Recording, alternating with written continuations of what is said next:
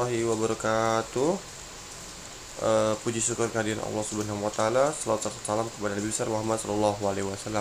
Oke, di pagi yang begitu cerah dan tenang ini, izinkan saya dan teman saya untuk mempresentasikan mengenai tentang suatu proyek akhir kami, yang dimana di sini kita akan membahas mengenai tentang pemberian beasiswa kepada santri dengan menggunakan Dedication Support System, yang dimana saya atas nama Hid Azam dan teman saya nanti yang akan membahas tentang pembahasan dan demo atas nama Muhammad Fatul Mubarok.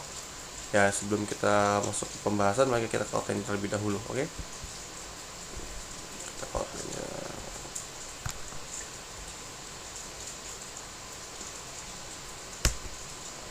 Untuk outline-nya terlebih dahulu, pertama mengenai tentang pendahuluan. Di sini pendahuluan yang mengenai tentang latar belakang, maksud dan tujuan, dan mungkin ada manfaatnya juga.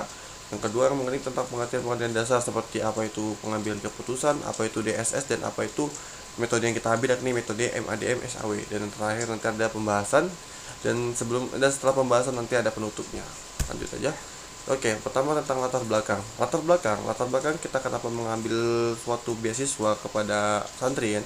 Karena sekolah merupakan tempat untuk menuntut ilmu bagi para pelajar kan, dan di dalamnya terdapat hal-hal yang dapat menimbulkan ide-ide baru bagi masa depan.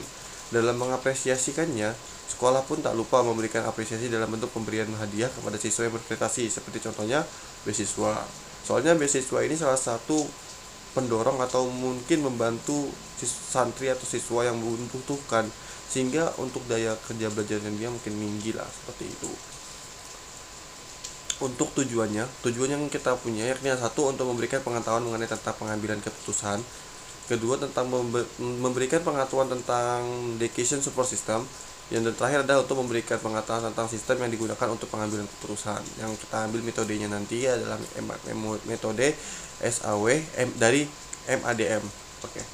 Untuk manfaat yang kita punya, yakni satu, dengan adanya presentasi dan proyek ini, kita dapat menjadikan referensi yang terhadap pembuatan karya ilmiah yang berkaitan dengan pengambilan keputusan. Contohnya seperti itu. Ya kan banyak nih contoh-contoh DSS kan ya. Nah, mungkin makalah atau proyek kami bisa jadikan salah satu tujuan referensi lah, lebih tepatnya. Untuk yang kedua, manfaatnya ini dapat menjadi referensi terhadap pembuatan pengambilan keputusan menggunakan sistem. Jadi ya semacam untuk sebagai referensi juga terhadap sistemnya. Ntar ada suatu codingan, nah sebagai salah satu referensi, mungkin lebih tepatnya seperti itu. Dan berikutnya kita langsung saja setelah pendahuluan kita bakal langsung ke pengertiannya. Di sini kita ada pengertian tentang pengambilan keputusan. Jadi materi semester ini yakni tentang pengambilan keputusan atau DSS ya, sebut anak mahasiswanya, merupakan salah satu produk perangkat lunak yang dikembangkan secara khusus untuk membantu manajemen dalam mengambil keputusan. Jadi semua tindakan itu memang ada pengambilan keputusannya, cuma sistem ini sebagai salah satu pembantu pengambilan keputusan. Supaya apa? Supaya ini gampang menjadi alternatif lah. Sesuai dengan namanya, tujuan digunakan sistem ini adalah sebagai second opinion atau informasi source atau gudang informasi lah, yang dapat dipakai sebagai bahan pertimbangan sebelum seorang manajer memutuskan kebijakan tertentu. Jadi ya semacam itu. Dan kedua tentang DSS, yakni kita kan pembelajaran tentang DSS yang kita punya mendeskripsikan sistem-sistem yang mampu menyelesaikan masalah yang teridentifikasi. Masalah-masalah di bawah garis menyulitkan pemproses komputer. Nah, di sini ada namanya Gori dan Scott Morton menggunakan istilah sistem pendukung pengambilan keputusan ini untuk menggambarkan sistem yang dapat memberikan dukungan yang dibutuhkan. Nah, seperti itu. Dan untuk lebih lengkapnya bakal dibahas oleh Muhammad Fatul Mubarok. Ya, mungkin saya atas nama Hid Azam cukup sekian dari saya. Assalamualaikum warahmatullahi wabarakatuh. Oke, langsung saja ya. Di sini saya sebagai partnernya Yazid Azam, Muhammad Fatul Mubarok, akan membahas tentang demo aplikasi yang kami buat, yang mana aplikasi ini adalah aplikasi yang digunakan untuk menentukan santri-santri yang memenuhi syarat untuk mendapatkan beasiswa. Karena biasanya kan kalau kita sebagai santri itu yang pas mau masuk gak dapat beasiswa, biasanya pas di dalam itu, pas sudah di dalam sekolahnya bisa mendapatkan beasiswa dengan syarat-syarat tertentu. yang mana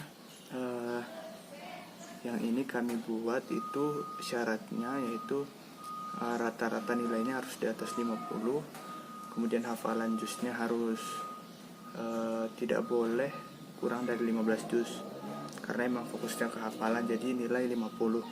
Dan yang terakhir yaitu umur tuh kita tentukan tuh minimal nggak boleh lebih dari 13 tahun atau maksimal 13 tahun lah gitu. Nah, untuk itu kan seorang santrinya harus menginput datanya dulu biar pihak sekolah atau pihak madrasah bisa melihat nilai-nilai mereka, begitulah kurang lebih. Jadi misalnya si santrinya mau mendaftar untuk mendapatkan beasiswa, maka mereka cukup untuk mengisi data-data yang sesuai yang sudah ada di aplikasi ini. Misalnya namanya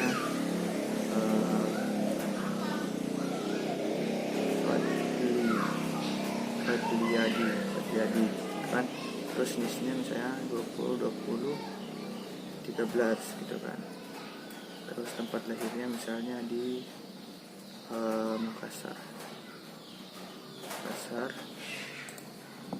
kelahiran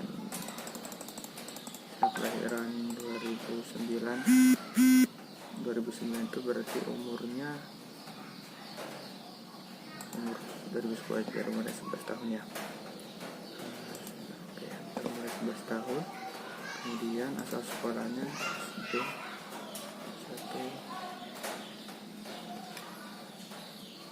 Makassar.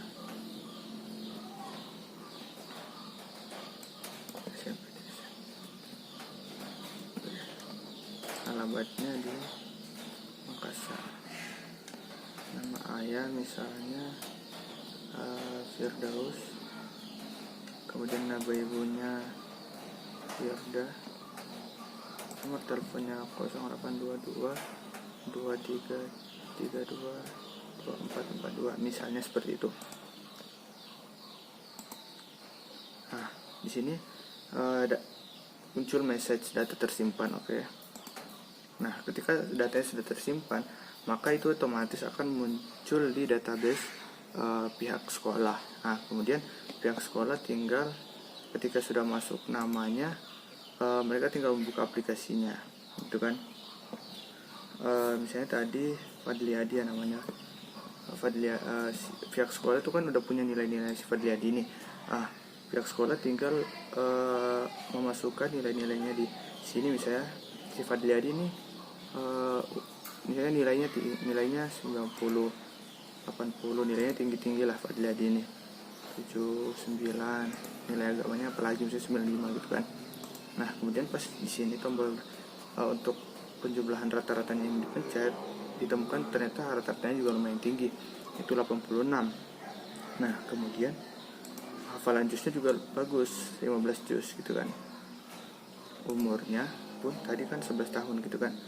Nah, untuk mengetahui di sini keterangannya ini untuk mengetahui apakah Fadliadi ini berhak untuk mendapatkan beasiswa. Ketika dipencet, nah keterangannya lulus, cukup simpel ya aplikasi kami ini. Terus kemudian misalnya kita reset. Nah, anggaplah tadi database sudah di ini ya, si database tadi udah kita isi. Misalnya kita mengisi nama santri itu namanya Andre, misalnya Andre tadi, si Andre ternyata daftar juga ternyata. Untuk nilai dia juga lumayan, misalnya dia tinggi juga 90, bahkan dia rata-ratanya 90 gitu kan misalnya. Tapi di hafalan juz ini dia cuma punya hafalan 10 juz, sedangkan ini beasiswa yang ditujukan adalah lebih fokus ke hafalannya. Nah, kemudian umur dia misalnya 12 tahun nih, masih bisa dapat beasiswa. Nah, pas dihitung dia tidak lulus karena di sini si Andre ini dari segi hafalannya belum lah, maksudnya dari segi hafalan ini masih kurang dari target yang ditentukan oleh sekolah, itu 15 juz. Nah, mungkin segitu sih ya kan, karena emang simple saja aplikasi yang kami buat ini. Pokoknya kesimpulannya itu bagaimana aplikasi ini dibikin untuk menjadi sarana bagi pihak sekolah untuk menentukan atau keputusan gitu dalam menjadi patokan dalam penentuan santri-santri yang berhak untuk mendapatkan beasiswa, karena emang tadi sudah ada kriteria-kriterianya ya, seperti nilai gitu, kemudian dibuat jadi rata-rata. Di situ sudah ditentukan berapa nilai minimum rata-ratanya 50, jadi ketika di atas 50 dia bisa asal memenuhi syarat atau kriteria yang lainnya, yaitu hafalan dan umur gitu. Mungkin cukup sekian dari kelompok kami. Saya Muhammad Mubarak dan Yazid Azam mohon undur diri. Assalamualaikum warahmatullahi wabarakatuh.